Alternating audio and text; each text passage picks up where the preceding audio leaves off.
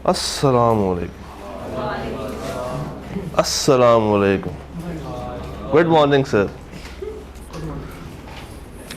तो कैसे हैं आप लोग? खुश हैं या बहुत खुश हैं? फर्स्ट क्लास है या इकोनॉमी क्लास है? इकोनॉमी क्लास है। ये फर्स्ट क्लास इकोनॉमी की क्लास है। अच्छा जी, गुज़िश्ता से व्यवस्था कोई परेशानी, कोई सवाल regarding perfect competition? If you have any question, तो अगर कोई सवाल है तो बताएं, कोई मसला है तो बताएं, कोई प्रॉब्लम है तो बताएं जी। परफेक्ट कंपटीशन में डिमांड कर्व, कल मैंने जिक्र किया था इस चीज़ का, आज करता हूँ। वही रेवेन्यू कर्व सेम है। और कोई सवाल? Yes sir. जी। वो बनाया जरा, टोटल रेवेन्यू कर्व बनाया। Total revenue curve.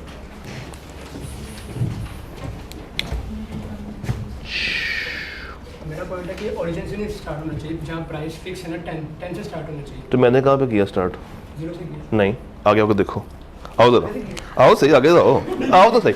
अच्छा आओ तो सही, इधर आओ, इधर आओ। ये स्टार्ट कहाँ से हो रहा है? ये वहाँ से दूर बैठे। ओरिजिन ये है। हाँ जी, ऐसे। मैंने ऊपर से स्टार्ट किया। आपने वो प्राइस यहाँ, हाँ सब लेवल प्राइस यहाँ पे 10 हाँ, तो वो यहाँ से हो जाएगा। बस ठीक है, वही मुझे कंफ्यूजन है कि ओरिजिन से स्टार्ट किया होगा। नहीं, और कोई सवाल? और कोई सवाल?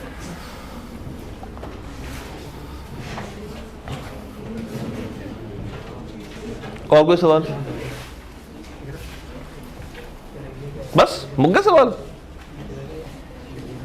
यानी कि आप मुझे खुला मौका दे रहे हैं खेलने का। You want me to play? आए में खेलते हैं। कल हम लोगों ने परफेक्ट कंपटीशन को स्टडी किया था और आज का हमारा टारगेट है, फर्स्ट टारगेट है आज का हमारा, मोनोपोलिस्टिक कंपटीशन। और ये मैं आपको पढ़ाऊंगा in comparison with perfect competition, ताकि आपको पता चले कि दोनों में डिफरेंस क्या है। जो चीज़ें कॉमन है वो हमें दोबारा से करने की ज़रूरत नहीं होगी, और जब आपसे कोई एमसीक्यू पूछा जाए कंपैरिजन में तो आप उसको इजीली आंसर कर सकें। दो होते हैं मेथड। एक था कि मैं आपको पहले पूरा करवाता और आपसे कहता कि कंपैरिजन तलाश करें, बट रादर देन दैट हम उसको कंपैरिजन वे में ही कवर करते हैं, जिससे ये भी रिवाइज हो जाएगा और आज हमारा मोनोपोलिस्टिक भी कवर हो जाए। आपको इस वक्त बोर्ड के ऊपर दो मार्कर्स नजर आ रहे होंगे, एक ब्लैक और एक ब्लू। जहां पे दोनों जगह पे सेम कलर यूज हुआ है, इट मीन्स कि वो कॉमन पॉइंट्स हैं, और जहां पे सेम कलर यूज नहीं हुआ, इट मीन्स कि वो कॉमन पॉइंट्स नहीं है। तो दो ही जगह है हमारे पास। शुरू करते हैं with respect to perfect competition. हम लोगों ने कल ये कहा था कि परफेक्ट कंपटीशन एक ऐसा कंपटीशन होता है जिसमें बायर्स और सेलर्स कितने होते हैं? लार्ज। मोटे होते हैं? फैले हुए होते हैं? क्वांटिटी ज्यादा होती है। तो खाली लार्ज का वर्ड अच्छा नहीं है, लार्ज नंबर या large quantity. Same is the case with monopolistic. Monopolistic में भी क्या है? Large number of buyers and large number of sellers. तो ये तो मेरा कॉमन पॉइंट हो गया।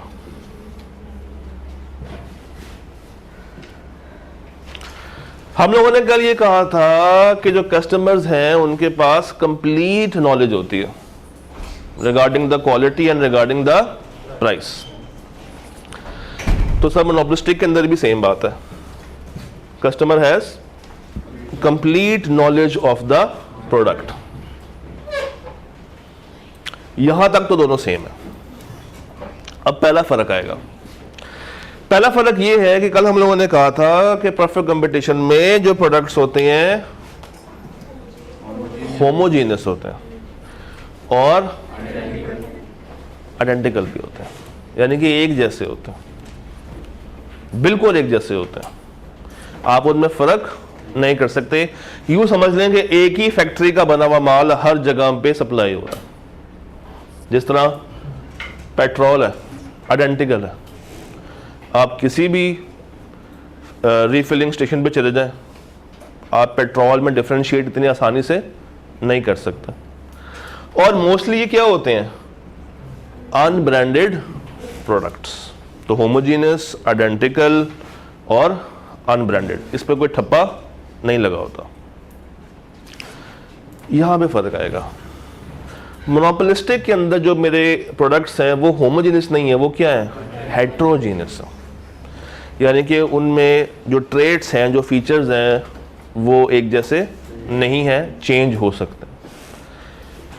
और डेफिनेटली ये आपस में आइडेंटिकल तो होंगे नहीं, so these will be differentiated। And ये वो प्रोडक्ट्स होते हैं जो कि नॉर्मली आपको मिलते हैं कहाँ पे, यूटिलिटी स्टोर पे। जब आप जाएं किसी यूटिलिटी स्टोर पे और ग्रोसरी के सेक्शन में घुसें, एक नमक कितनी कंपनीज का आपको मिल सकता, नेशनल का, शान का है, रहबर, मिजान का, सरदार का, और नमक, रहबर, रहमत, और नमक। चेंज करते हैं product. Shampoo, Pantene, life boy, Sunsilk, head and shoulder, bio Amla, TRESemmé. एक सेकंड, भाई के बाल बहुत प्यारे हैं। आपके पास कौन सा ट्रेसमी, कौन सा, रेड, ब्लैक या और कौन सा होता है, पर्पल? दस दो बहन, रेड, उसकी कोई खास रीजन, उसमें कैरेटीन ज्यादा होती है? वाकई मैं धोखा मारा था। अच्छा, इसी तरह आप बात कर लें ऑयल के ऊपर, तो हमारे पास डालडा है, सूफी है, मिज़ान है, शान है, नेशनल भी शायद है, कश्मीर है, नेमत है, शमा है, हबीब है। इतने दोस्त हैं आपके पास, कौन सा है? चले खैर, हमने कौन सा कोई कुकिंग शो स्टार्ट करना है यहाँ पे। अगर आप इसमें भी गौर करें ना, अगर आप इसमें भी गौर करें तो कुछ शैम्पूज ऐसे होते हैं जो कि आपको आपके बालों पे, वो कहते हैं कि वो क्लेम करते हैं कि ये ग्रोथ के लिए, कुछ कहते हैं कि ये शाइन के लिए, कुछ कहते हैं कि ये डैंड्रफ के लिए। इसी तरह कुकिंग ऑयल के अंदर भी एक ऑलिव ऑयल है, एक सोयाबीन है, और कौन से होते हैं, सनफ्लावर है, और कोकोनट है, ऑलिव ऑयल है। मगर कोकोनट ऑयल से खाना बन जाएगा? कोकोनट ऑयल से खाना बनता है? बनाया होगा तो पता। सरसों का तेल, मस्टर्ड ऑयल है। तो डिफरेंट ऑयल्स आपको मिल जाते हैं और हर कंपनी की अपनी अपनी रेंज ऑफ प्रोडक्ट्स होती हैं। तो ऐसी प्रोडक्ट्स जहां पे कस्टमर के पास ऑप्शन है कि वो किसी को भी चूज कर सकता है, वो कहां पे होगा, मोनोपोलिस्टिक में। बट एक गांव, वहां पे 10 दुकानें हैं और सबके पास सिर्फ एक ही घी है और वो भी ब्रांडेड नहीं है, it would be perfect competition. यहां पे मेरा कस्टमर ब्रांड लॉयल नहीं है, मगर वहां पे मेरा कस्टमर ब्रांड लॉयल होगा। अगर उसने खाना बनाना है ऑलिव ऑयल में, तो वो ऑलिव ऑयल को तलाश करेगा, फिर वो घर मस्टर्ड, सोयाबीन या देसी घी लेके नहीं जाएगा। अगर मेरे कस्टमर ने ट्रेसमी रेड ही यूज करना है, तो वो कोई और यूज नहीं करेगा। वो यूज करेगा भी तो वो उसको, वो कहते हैं ना पंजाबी में, चस नहीं आती, तो उसको चस नहीं आएगी। अच्छा जी, यहां तक क्लियर हो गया? तो यहां पे मेरा कस्टमर ब्रांड कॉन्शियस, मगर वहां पे मेरा कस्टमर ब्रांड कॉन्शियस है। अच्छा जी, हम लोगों ने कल कहा था परफेक्ट कंपटीशन के अंदर कि यहां पे प्राइसेस 100% फिक्स्ड होते हैं। अगर 10 दुकानें हैं और सबके पास सेम कैटेगरी का घी पड़ा हुआ है, तो सब ने उसको इक्वल प्राइसेस पे ही बेचना। कोई प्राइस कम करेगा या ज़्यादा करेगा तो लड़ाई होना शुरू हो जाएगी और वो सर्वाइव वहाँ पे नहीं कर पाएगा। मगर यहाँ पे प्राइसेस अगर आप लोगों ने गौर किया हो तो बेशक डिफरेंट ब्रांड्स ही क्यों ना हो, प्राइसेस में कुछ ज़्यादा फ़र्क नहीं होता। किसी का 10 रुपये महंगा होगा, किसी का 10 रुपये सस्ता होगा। तो यहाँ पे प्राइसेस तकरीबन सेम होती हैं मगर स्लाइट चेंज आ सकता है। कितना चेंज? स्लाइट चेंज आ सकता है। इतना खास फर्क नहीं आएगा, थोड़ा सा फर्क आ सकता है, you can say up to 10%। हम लोगों ने कल बात की थी कि हमने किस कॉस्ट को इग्नोर करना है, मगर यहां भी ट्रांसपोर्टेशन कॉस्ट को शामिल करना है, जस्ट लाइक ऑल कॉस्ट। याद है? क्लियर है? अच्छा जी, हमने कहा था परफेक्ट कंपटीशन में कि फर्म ने प्राइस लेनी है, बनानी नहीं है। तो यहां पे फर्म इज प्राइस टेकर। इधर आ जाते हैं। यहां पे फर्म के पास ऑप्शन है कि वो थोड़ा सा प्राइसेस को कंट्रोल, मगर ज्यादा नहीं, थोड़ा सा। तो ये क्या कहलाएंगे? Price maker. ये जब मैं वर्ड बार बार यूज कर रहा हूं, स्लाइटली, थोड़ा सा, इसकी क्या कोई अहमियत नजर आती है? अगर ये स्लाइट का वर्ड मैं गायब कर दूं और मैं सिर्फ ये लिखूं कि फर्म इज प्राइस मेकर, तो ये मोनोपोली बन जाएगा। अगर मैं यहां पे लिखूं ना स्लाइड चेंजेस इन प्राइसेस, तो ये मोनोपोलिस्टिक है। अगर मैं स्लाइड का वर्ड गायब कर दूं, ये क्या बन जाएगा? मोनोपोली बन जाएगी। फिर खैर बात करेंगे उसके ऊपर जब उसका वक्त आएगा। सर, परफेक्ट कंपटीशन में हम लोगों ने कहा था कि कोई भी प्रोड्यूसर जल्दी से आ सकता है और जल्दी से जा सकता है। तो यहां पे एंट्री एग्जिट पे कोई बैरियर, मगर यहां पे एंट्री एग्जिट पे बैरियर है, बट यानी कि वही स्लाइड। और अगर मैं ये स्लाइड का वर्ड गायब कर दूं, मोनोपोली बन जाएगी। नो मार्केटिंग कॉस्ट, ये लोग अपनी मार्केटिंग नहीं करते क्योंकि कस्टमर को पता है कि दुकानें कितनी हैं उसके पास, 10, और चूंकि ये ब्रांडेड प्रोडक्ट्स नहीं है तो उसकी मार्केटिंग की भी जरूरत नहीं है।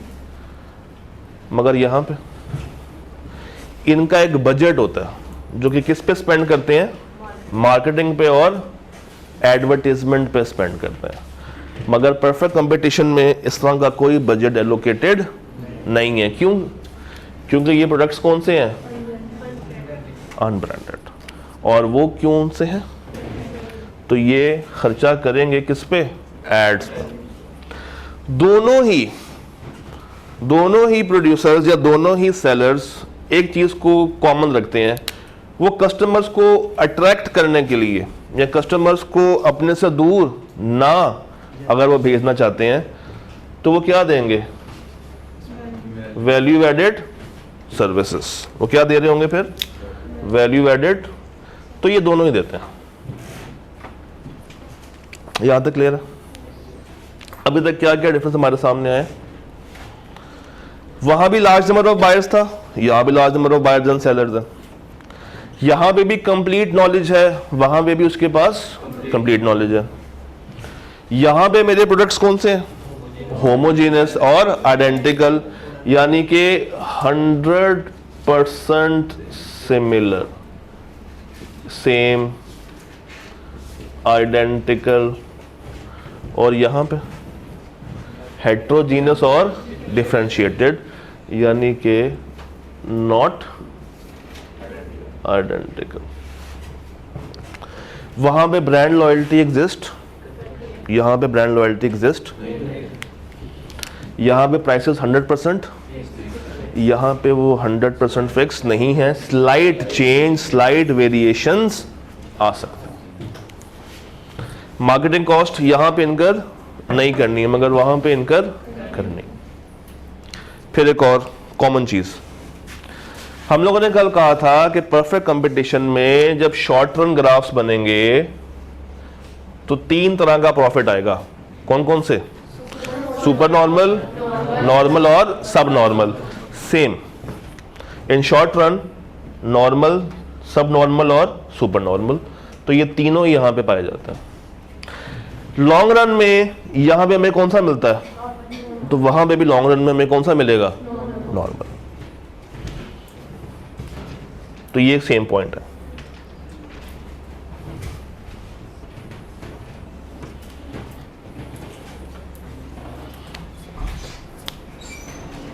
All okay till now, all okay till now, हो गया। आगे चलो सर जी। परफेक्ट कंपटीशन के अंदर सुनिएगा गौर से, चूंकि कंपटीशन ज्यादा है,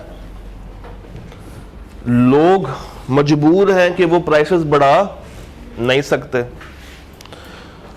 तो यहां पे एक रिस्क होता है कि ये बंदा अगर इसका कारोबार नहीं चल पा रहा, अगर ये अपनी कॉस्ट रिकवर नहीं कर पा रहा। अच्छा, कॉस्ट भी दो तरह की होती है, कौन सी, एक वेरिएबल कॉस्ट और एक फिक्स्ड कॉस्ट। अगर परफेक्ट कंपटीशन में ये बंदा अपनी कॉस्ट को रिकवर नहीं कर पा रहा, तो ये छोड़ के जा सकता, यानी कि इसके पास एक शट डाउन पॉइंट होता है। यहां पे कोई शट डाउन पॉइंट नहीं है, यहां पे उसको सरवाइव करना ही करना है, क्योंकि उसको डर है अगर वो मार्केट से जाएगा तो उसका कंपैरेटर उसकी जगह ले लेगा। जिस तरह कोक आहिस्ता आहिस्ता मार्केट से निकल रही है, तो कोला नेक्स्ट उसको रिप्लेस करता जा रहा है, मगर यहां पे इसके पास खुली छूट है, क्योंकि इसके पास जो प्रोडक्ट्स हैं वो कौन से हैं, अनब्रांडेड, तो इसको इतना ज़्यादा मसला नहीं है। क्योंकि वहाँ पे ब्रांड लॉयल्टी है, कस्टमर इजीली स्विच हो सकता है, तो वहाँ पे शट डाउन पॉइंट को ये अफोर्ड नहीं कर सकता। शट डाउन पॉइंट क्या है, जब एक प्रोड्यूसर, जब एक सेलर अपना कारोबार बंद करता है और घर जाके ऐलान करता है कि मुझे अब यहाँ पे कारोबार नहीं करना, कि मुझे क्या हो रहा है, नुकसान। द पॉइंट जब उसके कैपिटल, एक सेकंड, कैपिटल का तो आइडिया है ना, द पॉइंट जब उसके कैपिटल में से पैसे लगने शुरू हो जाएं, तो अब उसके लिए पॉसिबिलिटी कि वो क्या कर लेगा, शट डाउन कर लेगा। मगर वहां पे नहीं, कहां पे, परफेक्ट में ही है, मोनोपोलिस्टिक में ये पॉइंट एग्जिस्ट नहीं करता। जनाब कल हम लोगों ने ये कर्व बनाया था प्राइस का, एमआर का और एआर का, और ये परफेक्टली कौन सा है, और ये क्यों है, क्योंकि प्राइसेस क्या थी, फिक्स थी। प्राइसेस में हमने चेंज नहीं लेकर आए थे, मगर वहां पे प्राइसेस चेंज हो रही हैं, ज्यादा या कम, स्लाइटली। तो यहां पे जो एआर कर्व बनेगा और जो एमआर कर्व बनेगा वो कुछ ऐसा होगा, कुछ ऐसा। ऊपर कौन सा होगा और नीचे, मगर ये दोनों आपस में इंटरसेक्ट नहीं होंगे। It's just like a railway track, देखा ना रेलवे ट्रैक, एक लाइन ये जा रही है, एक लाइन ये जा रही है, और दोनों ही एक्सपैंड होती जाएंगी, खुलती जाएंगी, और जब स्टार्ट हो रही हैं तो सिमटे हुए से स्टार्ट होंगी। जिस तरह चिमटा नहीं होता, जब वो ओपन करो तो वो आगे से खुल जाता है और पीछे से सिमटा होता है, तो जस्ट लाइक ये कर्व आपको नजर आएगा। याद हो all okay, differences clear, sure, कोई सवाल यहां तक, एक दफा देख लें, कोई सवाल अप टिल नाउ। इन डिफरेंसेस को अगर नोट करना चाहे तो नोट कर लें, या अगर नोट कर लिए तो बताएं, मैं फिर आगे चलूं, कर लें।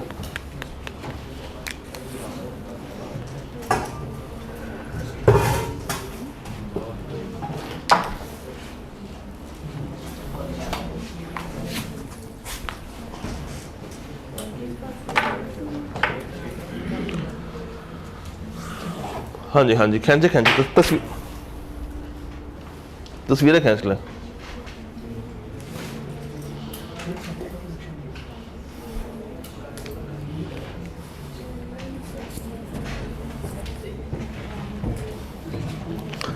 हाँ जी, आ जाए यहाँ पे अब। मुझे ये बताइएगा ओ भाइयों, कल हम लोगों ने जो कर्व्स बनाए थे उसमें 3 तरह के हम लोगों ने देखे थे, एक सुपर नॉर्मल, एक नॉर्मल और एक सब नॉर्मल।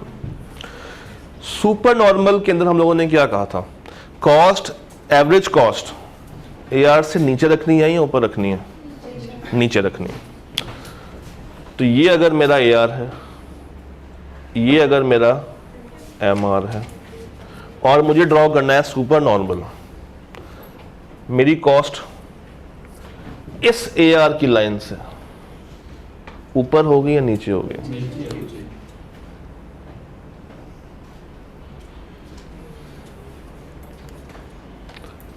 फर्स्ट स्टेप AR बना लिया और MR बना लिया। सेकंड स्टेप मैंने क्या बना लिया, AC बना लिया। थर्ड स्टेप क्या था, और MC कहां से कट करता है, फ्रॉम बिलो।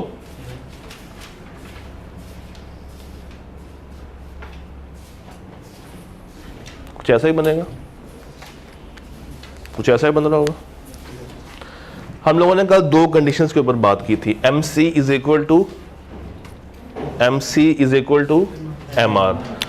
तो MC MR के इक्वल कहां पे हो रहा है, at this point, at this point वो उसके इक्वल हो रहा है।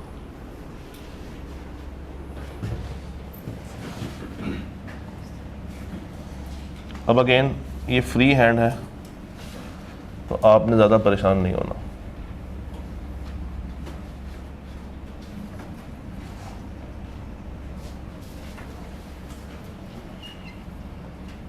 चलो अब मुनासिब हो गया।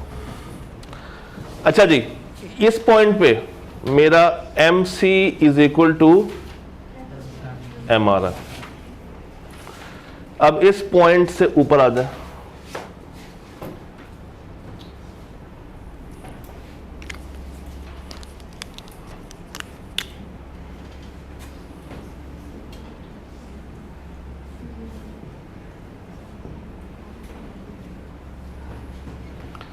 मुझे बताइए रेवेन्यू कर्व ये है और कॉस्ट को वो कट कर रहा है यहां पे।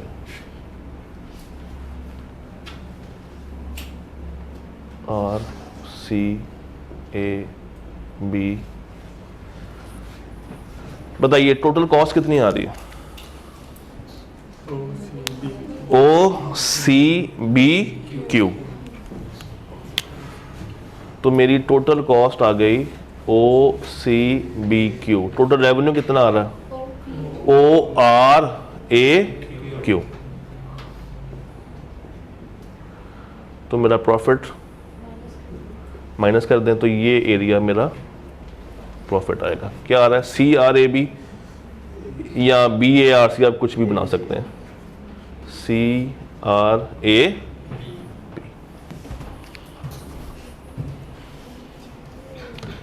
कुछ चेंज नहीं है, बस एक चेंज है। क्या बोला, कर्व का। कल AR और MR ऐसे थे और हमने कर्व यहां से गुजारा था और दूसरा कर्व यहां से पास किया था।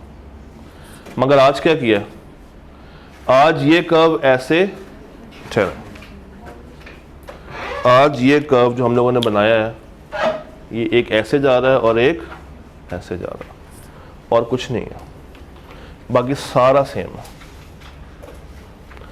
सेम रूल कि अगर सुपर नॉर्मल दिखाना है तो कॉस्ट लाइन से नीचे रखनी है, अगर नॉर्मल दिखाना है तो एग्जैक्ट ऑन द लाइन, और अगर सब नॉर्मल दिखाना है ऊपर।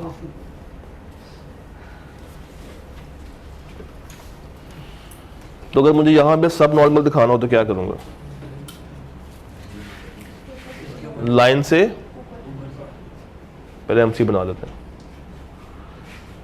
ये AR हो गया। अब इस पॉइंट पे मुझे टेंजेंट करना,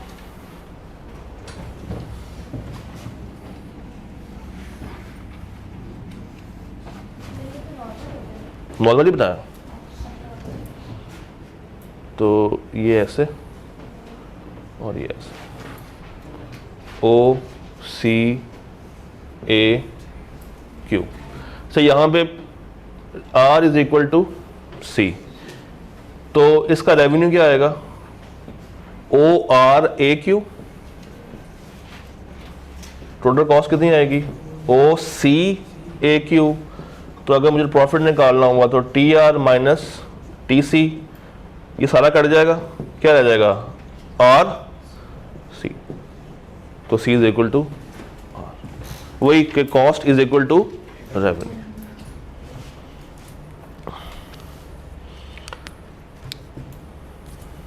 कल जो हम लोगों ने बनाया था वो यहां पे बना देता हूं, ये ऑनलाइन था। तो सिर्फ ए आर और एम आर का फर्क है। वहां पे कल एक सीधी लाइन थी, यहां पे वो स्ट्रेट नहीं। अब अगेन आप लोग फायदे में, पता पूछे क्यों? ये बनाने नहीं आएंगे आपको, आपको बने बनाए आएंगे और आपने क्या करना होगा? सिर्फ उसको इंटरप्रेट करना होगा।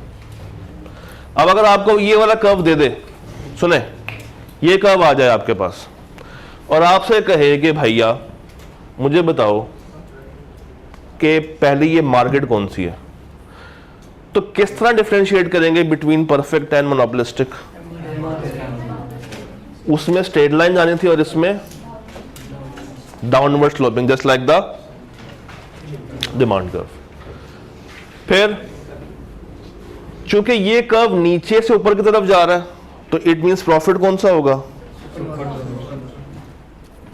और अगर ये ऑनलाइन हो और अगर मैं इसको ऐसे बनाऊं, इट वुड बी, अब ये MC है, ये AC है, ये AR है, ये MR है, तो कॉस्ट कहां पे आएगी? मैं बताता हूं, मुझे आपने बताना कि कॉस्ट कहां पे आ रही है, A पॉइंट पे, B पॉइंट पे या C पॉइंट पे। ये कॉस्ट आ गई। रेवेन्यू किस पॉइंट पे आ रहा है? A पे या B पे? B पे। तो ये रेवेन्यू नीचे आ गया और कॉस्ट इसकी, तो जब रेवेन्यू कम हो और कॉस्ट ज्यादा हो इट वुड बी सब नॉर्मल। ये बना लें। मोनोपोलिस्टिक यहां तक खत्म हो, इतना ही था। क्योंकि जब आपको परफेक्ट कंपटीशन आ गया तो मोनोपोलिस्टिक ऑटोमेटिकली तैयार हो जाता, ये ज्यादा टाइम आपका नहीं लेता। बस आपको क्या पता होने चाहिए? डिफरेंसेस, वो मैंने सामने बोर्ड पे लिख दिए सारे। अब दो पॉइंट्स रह गए हैं, एक शटडाउन पॉइंट परफेक्ट का और एक लॉन्ग रन में कि why it is only normal profit. वो बात करते हैं फिर नेक्स्ट लेक्चर में। तब तक के लिए अल्लाह हाफिज़।